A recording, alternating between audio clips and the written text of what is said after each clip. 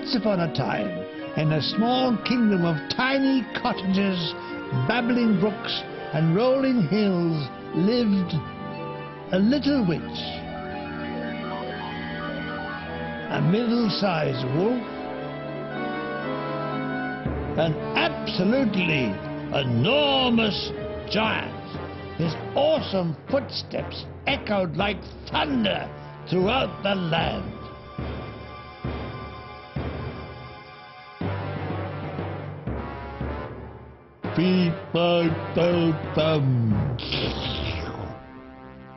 How will the prince pull a strand of hair from the giant's head? Find out in this story of wolves, witches and giants called The Giant with the Golden Hair.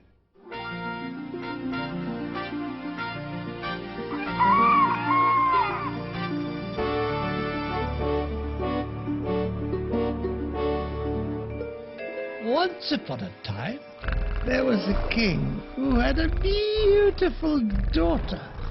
He was very selfish and refused to let anyone marry her. In particular, a young prince who pestered him day and night.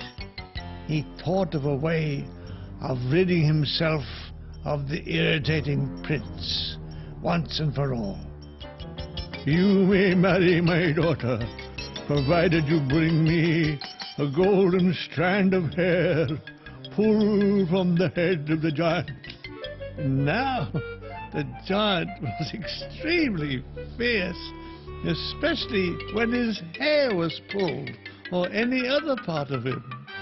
So the king was sure he would never see the lad again. The prince did not know the way to the giant's cave, so setting off, called at the gate of a walled city.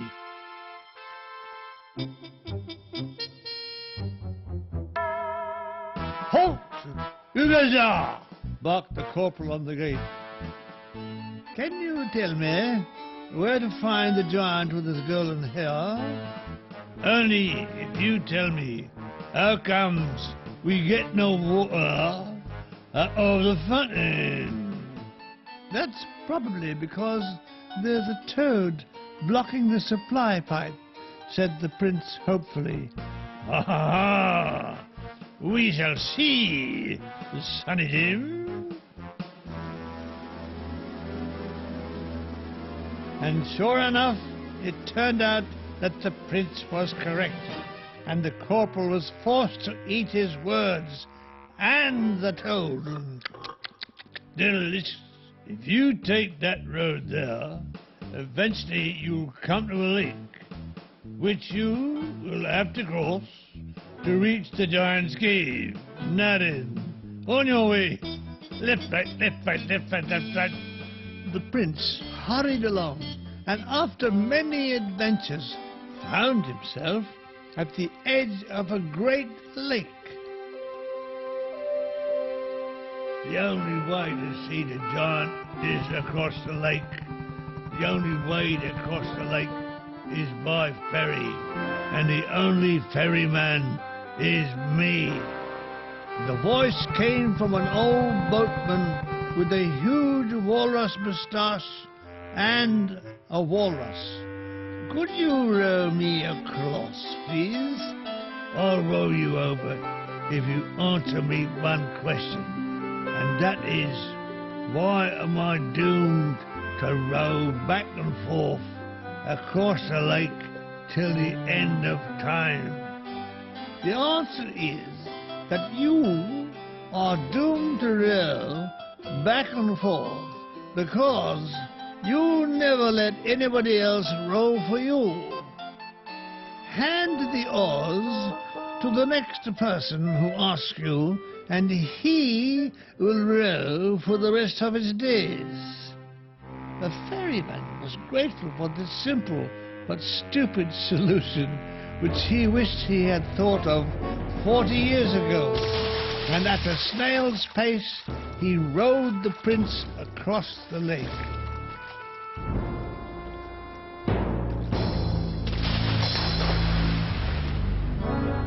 Wait here for me. It won't take long. No, I don't suppose it will.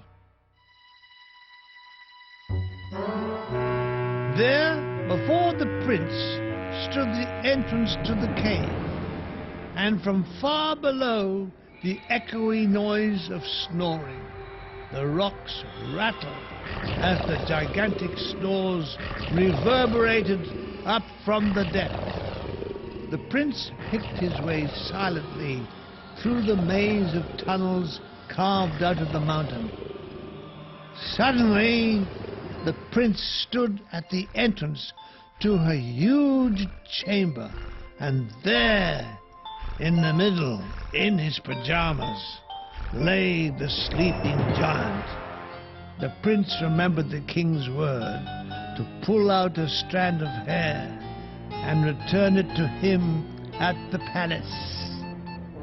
So, bracing himself, he gave an enormous tug on a strand of hair and ran for all he was worth. Hello! Who has been pulling my precious golden hair? The prince did not wait to give him an answer, as he ran out of the vast chamber with the giant in hot pursuit. Fee, fi, fo, fum, I smell the underwear of an Englishman, roared the giant as he thundered down the corridors after the prince. Suddenly, the prince emerged from the cave and, clutching his precious strand of hair, dashed down the hill towards the edge of the lake, with the giant closing on him every stride. Seeing the old ferryman was still waiting, but remembering how slowly he had rowed him across, the athletic young prince dived in the water and started to swim for safety for all he was worth, which was £3.10. The giant thundered up to the ferryman. Follow that prince. I ain't licensed for giants. Besides, you're too heavy, governor. We'll sink. Oh, no, we won't.